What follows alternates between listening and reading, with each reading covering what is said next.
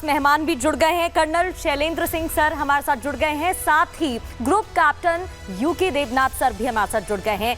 Colonel Shailendra Singh sir, आपके पास सबसे पहले मैं आना चाहूंगी। अलग अलग झांकियां देखने को कर्तव्य पथ पर मिली हैं, अलग अलग तस्वीरें लगातार हम भारतवासियों को दिखा रहे हैं और जितना गर्व भारतवासियों को महसूस हो रहा है उतना ही दूसरी ओर चीन और पाक के पसीने भी छूट गए। और जय हिंद, नमस्कार। गणतंत्र दिवस आपको, आपकी टेक्निकल टीम को और रिपब्लिक भारत को बहुत बहुत मुबारक हो। आपके थ्रू हम देश तक पहुंच रहे हैं, देशवासियों को भी ये बहुत बहुत मुबारक हो। अब आ गई बात कि चीन और चाइना और पाकिस्तान। देखिए, हमने क्या किया है, हमने सिर्फ हमारी शक्ति हमारे लिए, अपने विश्वास के लिए हमने कर्तव्य पथ पर चलाई है। अब मुझे ये नहीं समझ आ रही कि पाकिस्तान को तकलीफ क्यों होनी चाहिए। उसको तकलीफ इसलिए होनी चाहिए क्योंकि वो हमें दुश्मन समझता है। हमने तो उसे दुश्मन नहीं समझा, हमने तो सब कुछ करके देखा। साथ ही साथ चाइना को क्यों? क्योंकि चाइना को इसलिए खौफ आ रहा है कि जिस तरीके से हमारी शक्ति बढ़ती चली जा रही है, अब वो कन्विंस हो चुका है कि यस, भारत पर उसकी विस्तारवाद की नीति नहीं चलेगी, दादागिरी नहीं चलेगी। क्योंकि आप इसका मैं जीता जागता उदाहरण दे रहा हूं कि जहां जहां उसने अपनी जगहें छोड़कर ले में आगे आया था, वो सब जगहों पर वापस क्यों गया? क्योंकि उसे दिख रहा है कि भारत से पंगा लेना अपने आप में एक सुसाइड करना है। उससे भी बड़ी बात, चाइना ने क्यों हमारे स्क्रैमजेट इंजन को अप्रिशिएट किया, क्यों हमारी डॉकिंग को अप्रिशिएट किया? क्यों? क्योंकि हम उस निश टेक्नोलॉजी को हासिल कर रहे हैं, अपने लिए तो बना ही रहे हैं। आज के बाद हो सकता है हम चाइना के उन कस्टमर्स को भी तोड़ेंगे जो उसके पास मजबूरी में गए हैं। मुझे लगता है कि भारत अपनी अलग दिशा में चल पड़ा है, अपनी अलग लकीर खींच रहा है। अब अगर पाकिस्तान और चाइना की लकीर उनके सामने छोटी पड़ रही है तो ये तो उनकी प्रॉब्लम है। हमने तो नहीं कहा, हमारी विस्तारवाद की नीति नहीं है, हमारी टेररिज्म की नीति नहीं है। अब अगर आप खुद सोचिए, अगर हम ड्रोन बना रहे हैं तो वो काम कहाँ आएगा? वो एंटी टेररिज्म में काम आएगा, इसलिए पाकिस्तान को खौफ है। अगर हम हाइपरसोनिक मिसाइल बना रहे हैं, अगर हम स्क्रैमजेट इंजन द्वारा साउंड से भी 5 गुना ज़्यादा स्पीड की मिसाइल्स बना पाएंगे तो इससे किसको घाटा होगा? वो जायज़ बात है कि सिर्फ और सिर्फ चाइना को घाटा होगा। उसकी सारी की सारी देश हमारे रेंज में आएगा, उसको वो इंटरसेप्ट नहीं कर पाएगा। क्योंकि पाकिस्तान को मैं बहुत बड़ा एनिमी नहीं मानता हूँ, क्योंकि उसके पास डेवलप्ड चीज़ें नहीं हैं। बट इवन चाइना अपने आप में खुद सख्ते में है, खुद खौफ में है, क्योंकि ये परेड उन्होंने भी लाइव देखी है। बिल्कुल सर, जैसा आपने कहा ये परेड उन्होंने भी लाइव देखी है और इसकी गर्जना जाहिर है उनके कानों तक जरूर पहुंची होगी। लेकिन ये तस्वीरें हमने आज देखी 76वें गणतंत्र दिवस की, किस तरीके से कर्तव्य पथ पर भारत का शौर्य और पराक्रम देखा गया। लेकिन अब आपको बताते हैं कि अलग अलग राज्यों में भी इसी तरीके से जो मुख्यमंत्री हैं अलग अलग राज्यों के, उन्होंने कार्यक्रमों में भाग लिया है। ये तस्वीर 16 तस्वीरें अलग अलग राज्यों की हम आपको दिखा भी रहे हैं। इनमें से कुछ तस्वीरें कर्तव्य पथ की भी हैं कि किस तरीके से अलग अलग राज्यों की जो झांकियां हैं वो यहां पर प्रदर्शित भी की गई हैं। तस्वीरों के जरिए आप यहां पर देख सकते हैं। इसी पर आपको एक खास रिपोर्ट दिखाते हैं।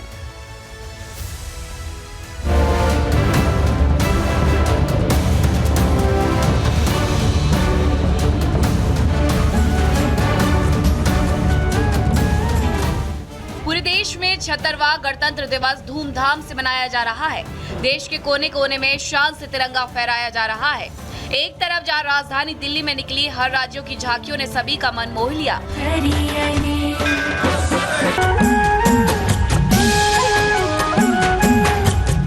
वहीं दूसरी तरफ देश के राज्यों में भी 76वां गणतंत्र दिवस उत्साह से मनाया गया। उत्तर प्रदेश में गणतंत्र दिवस उत्साह से मनाया गया। मुख्यमंत्री योगी आदित्यनाथ ने लखनऊ स्थित सीएम आवास में तिरंगे को सलामी दी। हेलीकॉप्टर ने विधानसभा पर फूल बरसाए। पूरे शहर में एक साथ राष्ट्रगान हुआ। चौराहों पर एक साथ रेड सिग्नल हुआ। साथ ही 52 सेकंड के लिए पूरा शहर थम गया। सीएम योगी आदित्यनाथ ने देशवासियों को गणतंत्र दिवस की शुभकामनाएं दी। जब हम भारत के संविधान के लागू होने के 75 वर्ष पूरा कर रहे हैं, 75 वर्षों की हमारी ये शानदार यात्रा हम सबको संविधान के लागू होने के अमृत महोत्सव के साथ जोड़ रही है। उत्तराखंड में 76वां गणतंत्र दिवस धूमधाम से मनाया गया। सीएम पुष्कर सिंह धामी ने देहरादून में ध्वजारोहण किया।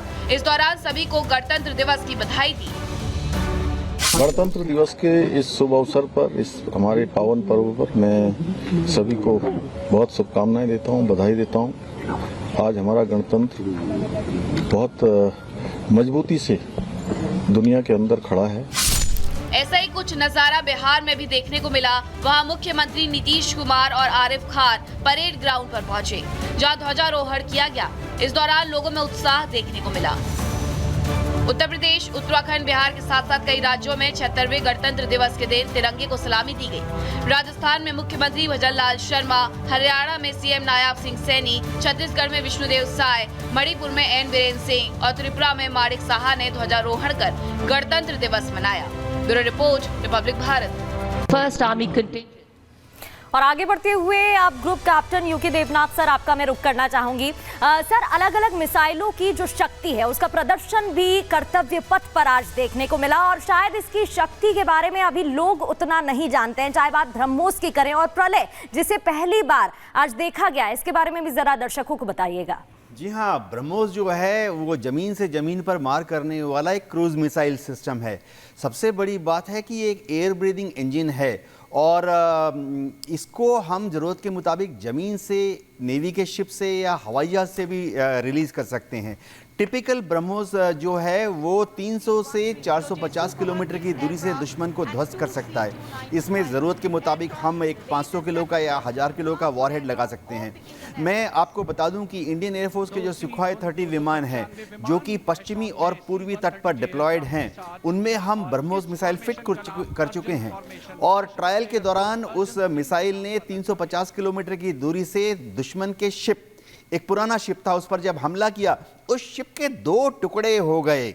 ये दर्शाता है कि अगर सुखोई 30 चाहे तो वो 2000 किलोमीटर ऐसे ही जा सकता है समुद्र के अंदर, हिंद महासागर हो, अरब सागर हो या bay of Bengal. Air to air refuelling से तो वो 4000 किलोमीटर तक जाके 4000 किलोमीटर वापस आ सकता है। दिखाता है कि कितनी बड़ी रेंज है ब्रह्मोस प्लस सुखोई 30 की। जो हम आज देख रहे थे प्रलय, बहुत ही शानदार ज़मीन से ज़मीन पर हमला करने वाला SRBM है। इसकी सबसे खासियत ये है कि लॉन्च के बाद शुरुआती दौर में इसे एक इनर्शियल नेविगेशन सिस्टम से दुश्मन की तरफ लॉन्च किया जाता है और टर्मिनल फेस में क्या होता है कि इसमें एक इंफ्रारेड फोटो कैमरा है जो कि टेरेन मैचिंग करता है। टारगेट की जो प्री फेड इमेज है उसके साथ कंपैरिजन करके टारगेट को हिट करता है। महज 10 मीटर की एक्यूरेसी है इसमें, यानी मार्जिन ऑफ एरर। ज़रूरत के मुताबिक हम इसमें 500 किलो का या 1000 किलो का बॉम्ब फिट कर सकते हैं। 400 किलोमीटर की दूरी से दुश्मन के अंडरग्राउंड बंकर्स को, कमांड एंड कंट्रोल सेंटर को ध्वस्त कर सकते हैं।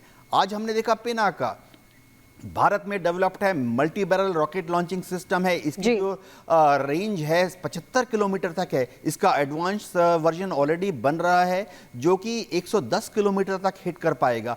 इसमें भी हम हाई फ्रेगमेंटेशन या एंटी आर्मर या इंसेंडियरी यानी आग लगाने वाले वेपन्स फिट कर सकते हैं। बिल्कुल सर, आपको माफी के साथ रोक रही हूं, लेकिन जिस तरीके से आप लगातार ब्रीफ कर रहे हैं, सबसे बड़ी बात यही है कि अपने दुश्मनों को जाहिर तौर पर लाइन पर लाने के लिए अगर कहा जाए या फिर यह दिखाने के लिए कि आज भारत कहां पर मजबूती से खड़ा है, आज उन झांकियों में यह प्रदर्शित हुआ है। और देश भर में गणतंत्र दिवस इसी तरीके से मनाया गया। गुजरात के पोरबंदर से भी सेलिब्रेशन की भव्य तस्वीरें सामने आई हैं। आपको दिखाते हैं 1 मिनट की रिपोर्ट के जरिए। 26 जनवरी 1950 को भारत का संविधान लागू हुआ था, यानी आज से 76 साल पहले भारत के लिए अपना विधान लागू होने का दिन था। गणतंत्र दिवस के राष्ट्रीय पर्व पर देश भर के स्कूलों, कॉलेजों और कार्यालयों में भारतीय नागरिकों ने ध्वज को सलामी देकर राष्ट्र के प्रति अपने प्रेम का इजहार किया। लेकिन गुजरात के पोरबंदर में एक अनोखे तरीके से ध्वजारोहण किया गया। यहाँ एक सी स्विमिंग क्लब ने समुद्र में साहसिक भावना के साथ देशभक्ति का इजहार किया है।